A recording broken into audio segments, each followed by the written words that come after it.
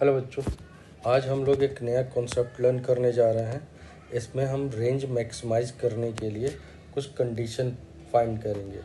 हमने horizontal level पे range तो मैक्सिमाइज करने के लिए कंडीशन निकाला हुआ है, जो कि R इक्वल टू हो जाता है व्यू स्क्वायर बाई जी। ठीक है, इसको भी मॉडिफाई फॉर्म में हम लोग आज देखेंगे। अब मैंने एक नया कॉन्सेप्ट लिया है जिस पे कि मैंने बहुत ज़्यादा न्यूमेरिकल देखे हैं सॉल्व होते हुए। इस क्वेश्चन के अंदर एक टावर है जिसकी हाइट h है।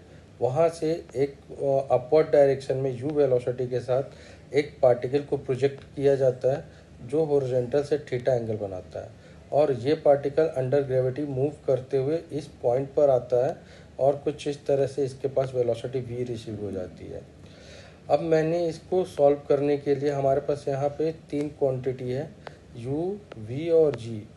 तो मैंने इनका वेक्टर फॉर्म में तीनों वेक्टर सम है u भी, v भी और g भी। u हमारा फिक्स हो जाता है क्योंकि ये इनिशियल वेलोसिटी है, तो ये तो हमेशा फिक्स होगा जो भी वैल्यू आप देते। और g भी हमारा फिक्स हो जाता है क्योंकि g हमेशा वर्टिकली डाउनवर्ड काम करता है। अब हम v को हम कुछ इस तरह से अरेंज करते हैं कि जिससे कि u v के परपेंडिकुलर आ जाए। अब u v के परपेंडिकुलर ही आए, इसके बारे में हम बात करेंगे इस क्वेश्चन के अंदर कि ऐसा क्यों होता है कि ये परपेंडिकुलर ही आएगा।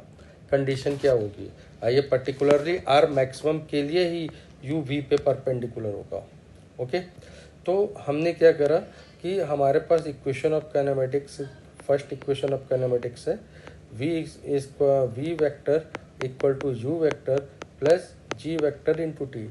तो मैंने u वेक्टर जो कि हॉरिजॉन्टल के साथ थीटा एंगल फॉर्म करता है ड्रॉ किया, और इसके हेड से एक g वेक्टर ड्रॉ किया क्योंकि g हमेशा इसी डायरेक्शन में होगा, ये तो फिक्स होता है g वेक्टर। और इस वेक्टर की लेंथ कितनी हो जाती है, g इंटू टी, टाइम से मल्टीप्लाई करके g इंटू टी। अब फिर उसके बाद हमने क्या किया, इसके इनिशियल पॉइंट को फाइनल पॉइंट से ज्वाइन कर दिया, ये v वेलोसिटी हमारे पास हो गई। तो v वेक्टर इक्वल टू क्या हो गया, u vector plus G T. देखो ये बन गया, यही है ना ट्रायंगल। अब इसका इस्तेमाल हम करने जा रहे हैं रेंज को फाइंड करने के लिए। हमने क्या किया कि ये अगर एक ट्रायंगल है तो इस ट्रायंगल का एरिया मैंने फाइंड किया।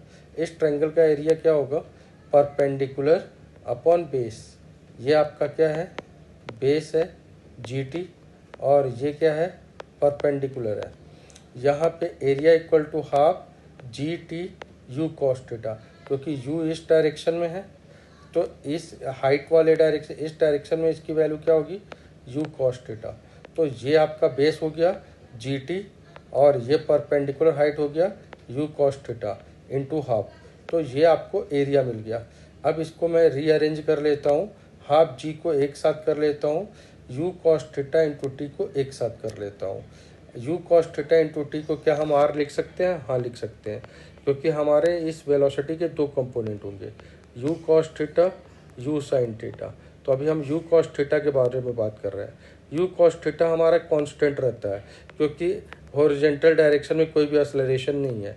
तो ये पार्टिकल अगर यहाँ से यहाँ गया हुआ है तो इस r को हमें रिप्रेजेंट करना होगा, तो हम क्या यूज करेंगे, r equal to u x into t plus half a x into t square. तो ए एक्स तो हमारा जीरो है, तो हमारे पास क्या बचेगा, बस u cos theta into t plus zero, यानी r की जगह पे क्या लिखेंगे, u cos theta into T. देखिए यही मैंने लिखा है, u cos theta into T को मैंने r लिखा है। ये इस ट्रायंगल का एरिया हो गया। ओके, अब देखिए v और u हमारे दोनों वेक्टर फॉर्म है। मैं इन दोनों को एक साथ यहाँ पे रख देता हूँ। ये v वेक्टर हो गया, ये u वेक्टर हो गया। वेक्टर के उस प्लेन में कहीं भी शिफ्ट कर सकते हैं, ये तो वेक्टर प्रॉपर्टी है। अब मैं इसका क्रॉस प्रोडक्ट लेता हूँ। अगर मैं इसका क्रॉस प्रोडक्ट लेता हूँ तो मुझे मिलता है u v साइन थीटा। और हमें ये पता है कि जो क्रॉस प्रोडक्ट होता है वो एरिया ऑफ पैरेललोग्राम होता है, और एरिया ऑफ पैरेललोग्राम क्या होता है, 2 time of area of triangle. यानी कि u और v ने जो आपका, अगर इसको पैरेललोग्राम के रूप में बनाना होता तो कुछ इस तरीके से बन रहा होता। तो v क्रॉस u का हमने लिया है और ये ट्रायंगल हमने बनाया हुआ है। तो ये ट्रायंगल के का जो एरिया होगा, है ना, ए ट्रायंगल का जो एरिया होगा वो पैरेललोग्राम के एरिया का डबल होगा। यू क्रॉस वी पैरेललोग्राम का एरिया देता है, याद रखिएगा इस बात को, ठीक है। और पैरेललोग्राम का जो एरिया होता है 2 time of area of triangle होता है। तो वी और u v you sine theta parallelogram के लिए सॉल्व हो गया, और ये 2 time half g into r, यहाँ से ट्रायंगल का एरिया मैंने पुट कर दिया।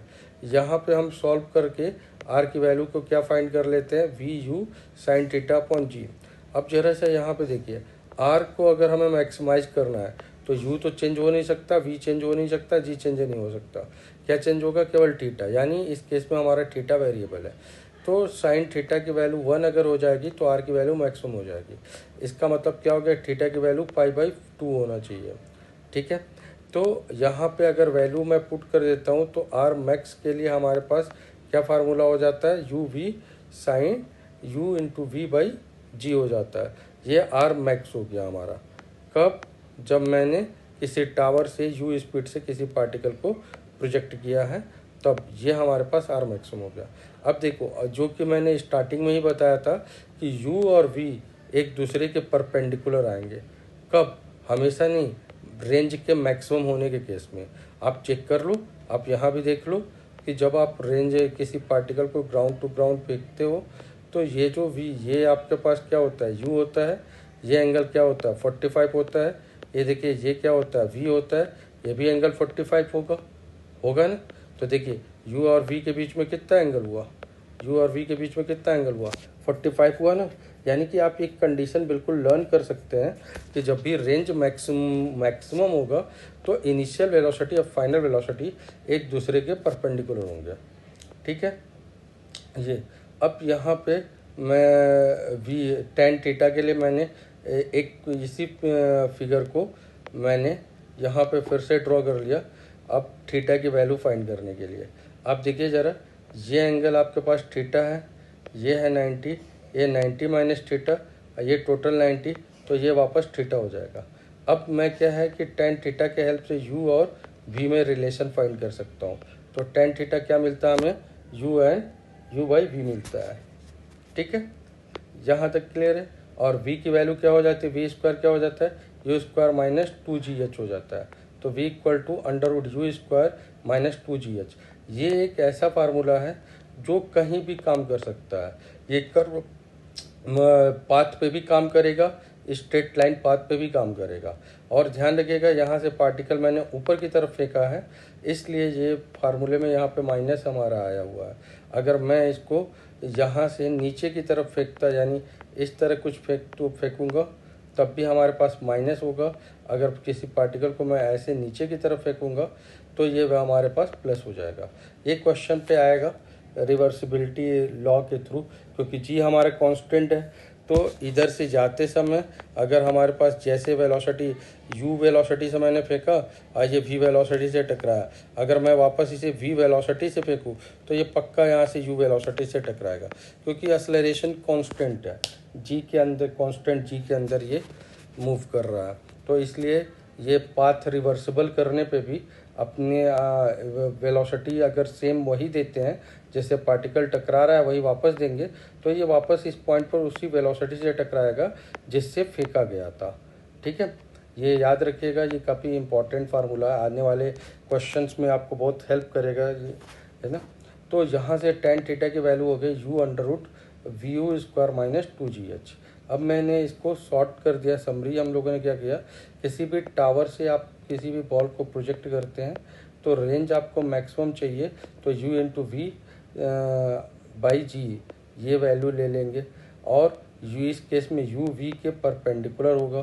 टेन थीटा पक्का u बाई वी होगा, जहाँ v की value under root u square minus GH होगी।